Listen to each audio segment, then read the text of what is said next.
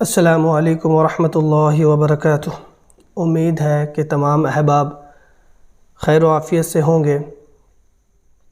جیسا کہ الحمدللہ سوال و جواب کا سلسلہ شروع ہو گیا ہے، تو آج جو ہے سب سے پہلا سوال ہے اور سب سے پہلا جواب بھی ہے، اور گزشتہ کل میں نے آپ حضرات کے سامنے کچھ باتیں رکھی تھی اس بنیاد پر کہ اس چینل کا بنانے کا مقصد کیا ہے اور اس میں کیا کیا ہونے والا ہے، وہ چیزیں میں نے آپ حضرات کے سامنے رکھی تھی۔ بہرکیف آپ حضرات نے ماشاءاللہ کافی اس کو مانا بھی اور دیکھا بھی، اور کافی لوگوں نے لائک بھی کیا اور کافی لوگوں نے پسند بھی کیا۔ تو اب ہم چاہتے ہیں کہ اسی طرح ہمارا کام جاری و ساری رہے، اور آپ حضرات جو ہے اسی طرح ہمارا بھرپور ساتھ دے۔ انشاءاللہ امید ہے کہ آپ لوگوں کی دعا سے کچھ نہ کچھ ہم کریں گے۔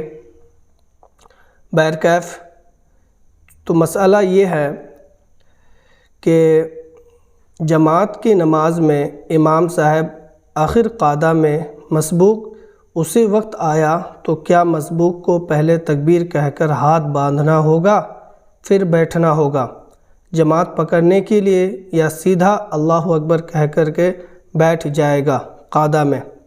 محمد غزنفر کشن گنج سے ہے۔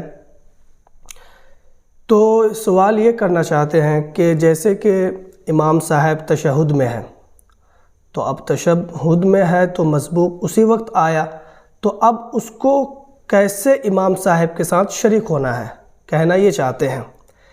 تو آئیے میں اس کا حل بتا رہا ہوں۔ اس کا جواب یہ ہے کہ امام صاحب جب تشہد میں بیٹھے ہوئے ہیں تو اس وقت جیسے کہ آپ وہاں پر پہنچ گئے، سب سے پہلی بات تو یہ ہے کہ امام صاحب جس حالت میں ہے آپ اسی حالت میں جا کر کے شریک ہو جائیں۔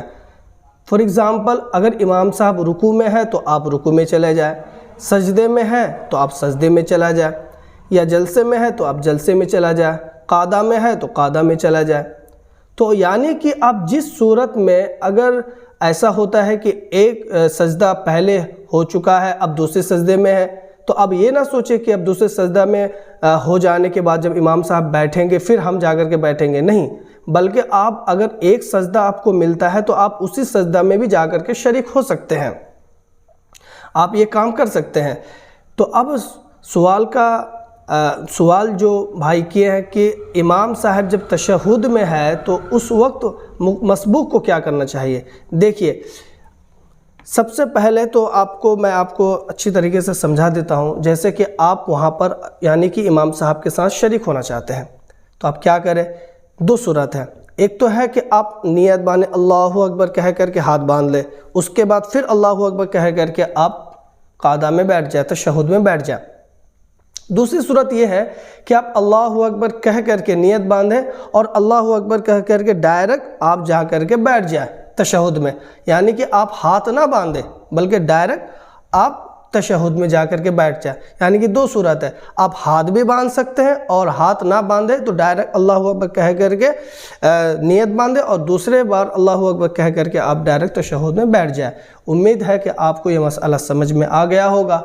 اور اسی طرح آپ جو حضرات بھی آپ سوال کرنا چاہتے ہیں آپ سوال کر سکتے ہیں۔ ہمارا کانٹیکٹ نمبر یہ ہے 6204638710، اور اسی طرح 6204683710، یہ ہمارا کانٹیکٹ نمبر ہے۔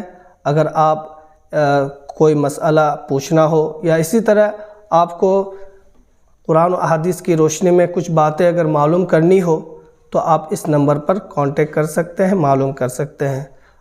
امید ہے کہ تمام احباب کو یہ بات سمجھ میں آ گئی ہوگی۔ اللہ تعالیٰ عمل کرنے کی توفیق عطا فرمائے۔ وما توفیقی الا باللہ۔